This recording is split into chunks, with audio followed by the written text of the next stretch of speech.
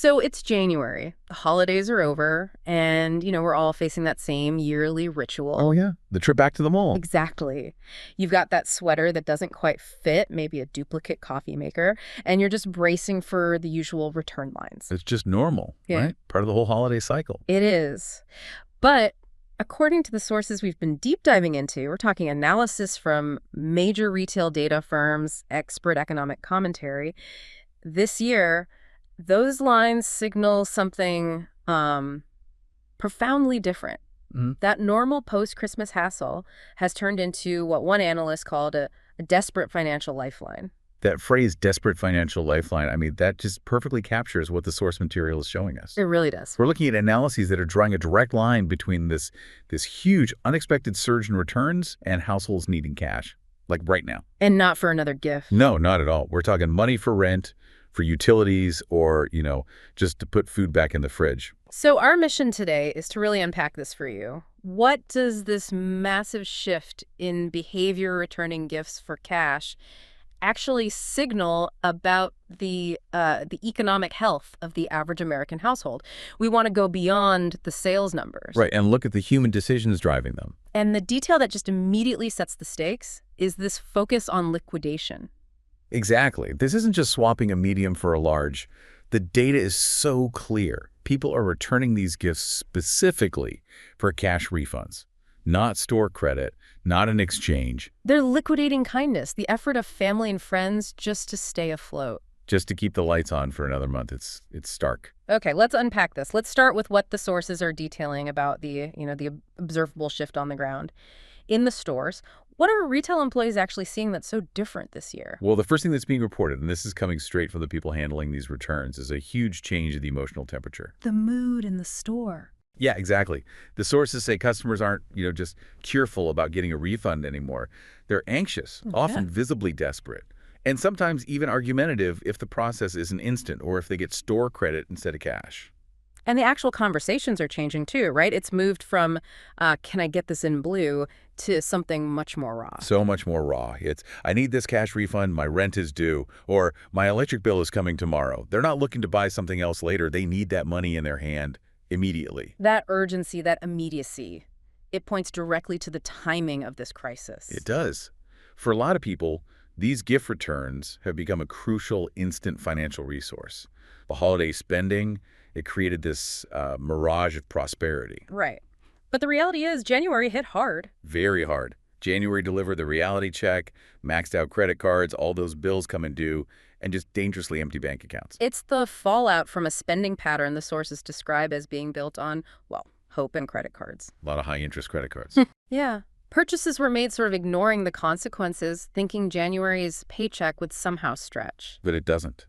And when it doesn't, returning a new, non-essential gift is the fastest way to unlock that desperately needed cash. And this isn't some hidden struggle anymore. Oh, not at all. Yeah. The sources point out how visible it's become, and a big part of that is social media.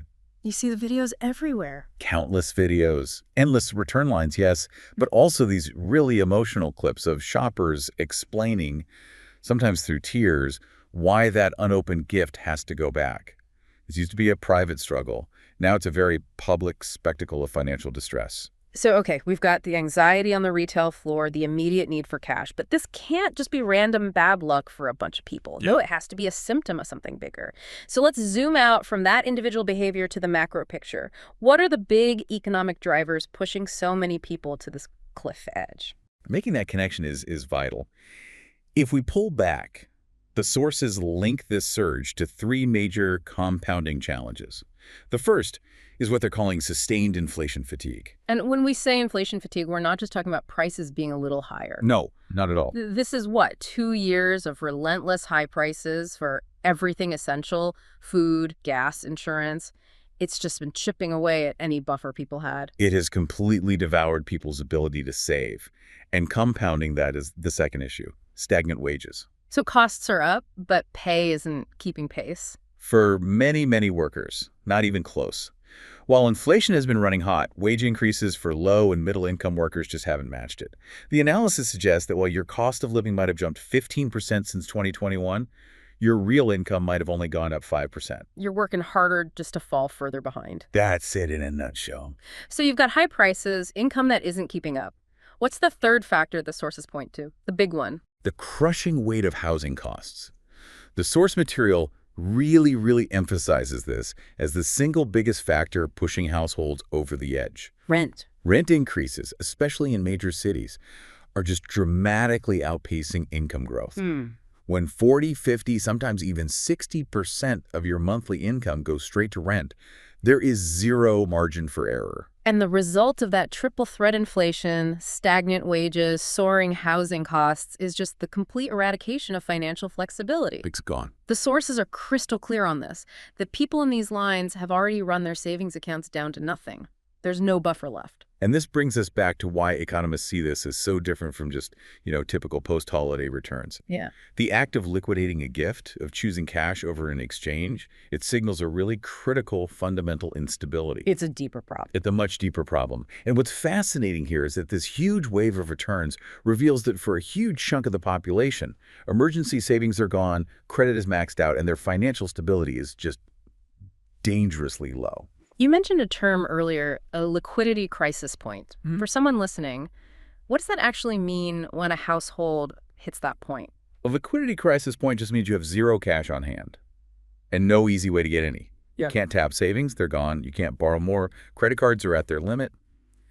So when you're standing in that return line, insisting on cash for a sweater, that return is literally your last, most accessible option to get liquid cash. It's financial triage. It's desperate financial triage. And that distinction triage versus a simple return, it makes this next part of our discussion, the human cost, just the most painful piece of this whole analysis. Absolutely. And that strain is felt most severely by the lowest income households right after the holidays. It's a perfect storm. How so? Well, seasonal work ends, so that overtime pay vanishes overnight.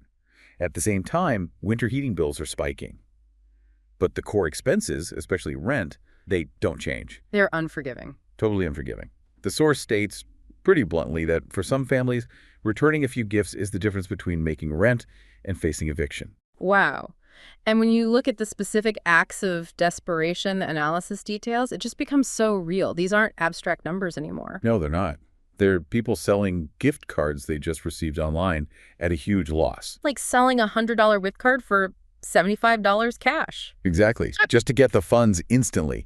They're pawning things. And then there's the most heartbreaking detail in the analysis. What's that? The reality of returning gifts that were meant for children. The source describes parents choosing to return a toy or a new coat their kid got for Christmas just to keep the heat on or cover part of the rent. That's... Yeah. As the source grimly puts it, rent and utilities don't wait for goodwill. That one detail, returning a child's gift for utility money, that makes this whole crisis feel incredibly personal. I mean, it's hard to even imagine the emotional weight of that choice. The psychological toll is immense. It's humiliating to have to admit that you're so close to the edge that you have to undo an act of celebration, of kindness from a loved one. It's devastating. And yet it's becoming common. It's becoming common. A grim reality of modern survival that, remains completely invisible in the standard high-level economic data. This return surge is our window into that hidden stress. And this puts retailers and their employees in an impossible spot. A completely impossible position. Stores have tightened their return policies to fight fraud and cut costs, stricter rules on receipts, timing, all of it. But now those same policies are slamming head-on into customers whose need is genuine survival, not exploitation. Right.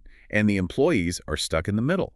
They're forced to enforce these corporate rules against people who are visibly struggling. It's just a recipe for conflict and stress for everyone.